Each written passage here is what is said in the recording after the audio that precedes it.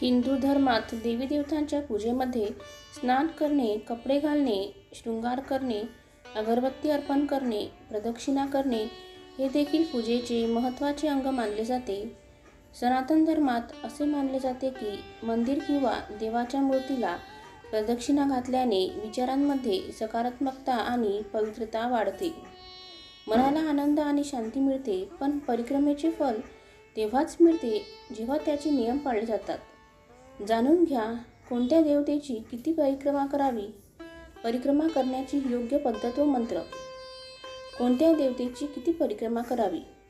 शिवजी, शिवलिंगाची अर्धी परिक्रमा, विष्णूजी 5 परिक्रमा, हनुमानजी 3 परिक्रमा, दुर्गाजी 1 परिक्रमा, सूर्यदेव 7 परिक्रमा, गणेशजी 3 परिक्रमा, पिंपळाचे झाड 108 परिक्रमा.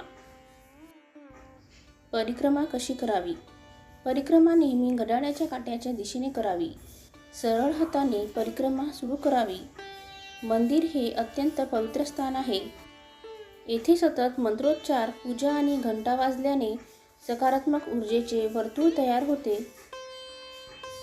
ही ऊर्जा उत्तरेकडून दक्षिणेकडे वाहते. अशा स्थितीत उजव्या बाजूने परिक्रमा केल्याने साधकाला सकारात्मक ऊर्जेचा लाभ होतो. यामुळे मानसिक तणाव दूर होतो आणि आध्यात्मिक प्रकाश जागृत होतो. परिक्रमा मंत्र: यानी कानीच पापानी जन्मांतर कृतानीच तानी सर्वानी नश्यंतु प्रदक्षिणे पदे पदे.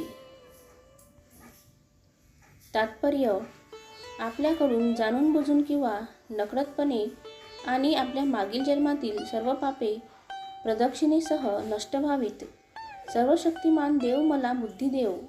परिक्रमेदरम्यान आपल्या आवडत्या देवतेच्या मंत्रांचा जप केल्याने देखील शुभ फळ मिळते. जर तुम्हाला माझा व्हिडिओ आवडला असेल तर प्लीज माझ्या चॅनलला लाईक, शेअर आणि सबस्क्राईब करा. धन्यवाद.